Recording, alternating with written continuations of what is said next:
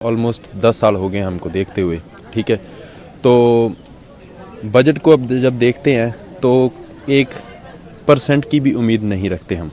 I tell you why, because 10 साल को देखा है हमने, 1 साल नहीं देखा, 2 साल नहीं देखा, 3 साल नहीं देखा, 4 साल नहीं देखा, 5 साल नहीं देखा हमने सरकार को, ठीक है। तो 10 साल में जो हमने देखा है कि हमारा ये नहीं है कि देश में पैसा नहीं है, देश में पैसा है, लेकिन मैटर करता है कि देश में पैसा किसके पास है, ठीक है। आम जनता के पास कितना पैसे का कैश फ्लो आता है, या कह सकते हो कितना पैसा जाता है। 99% इंडिया का पैसा जो है वो उद्योगपतियों के पास है, वही देश को चला रहे हैं आज।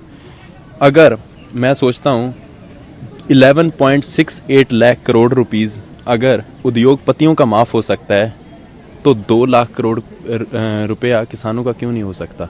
और बातें करते हैं कि किसानों की आयु दुगनी करेंगे जी। 2022 तक बोला था ना, क्या हुई? दुगनी हुई? नहीं हुई, ठीक है। तो मुझे नहीं पता टीवी दिखाएगा या नहीं दिखाएगा, बट ये असलियत है। इकॉनमी मनमोहन सिंह के जब टाइम था 8.1% ग्रोथ पर चलती थी, राइट। अब इकोनॉमिकल ग्रोथ कितना है? 5.4%। और हम चलो जो 2022 तक जो दिखाए थे दावे, वो तो भूल जाओ, वो तो उन्होंने बोल ही दिया कि जुमला था सभी, वो ठीक है, दैट्स इट। अब क्या दिखा रहे हैं? 2030 का सपना दिखा रहे हैं ना, कि हमारी इकॉनमी है जो 10 ट्रिलियन इकॉनमी बनेगा इंडिया। 10 ट्रिलियन दिखा रहे हैं ना कि 10 ट्रिलियन इकॉनमी इंडिया बनेगा। राइट नाउ जो इंडिया का करंट फेस चल रहा है, एवरेज जो इकॉनमी है 5.4% से ग्रो कर रहा है। अगर 10 ट्रिलियन इकॉनमी बनना है इंडिया को, 10 trillion economy, that's huge, right. उसके लिए 15% की ग्रोथ चाहिए इकॉनमी की।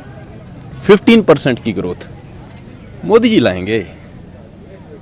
तो बजट से क्या आस रखते हो? बजट से कोई आस नहीं है, नथिंग। बजट से क्या आस रखेंगे? बजट से हम क्या आस रख सकते हैं? सारा कुछ तो आपने जो प्राइवेट करने के चक्कर में, प्राइवेटाइजेशन इज गुड। 1991 में एलपीजी रिफॉर्म्स लाए, right. LPG reforms, that's good. Privatisation तब तक गुड है जब प्राइवेट कंपटीशन हो। जब आप प्राइवेट कंपटीशन खत्म कर दोगे तो प्राइवेटाइजेशन जो है that will gonna lead to extreme capitalism, and extreme capitalism is always dangerous for the country where we stay.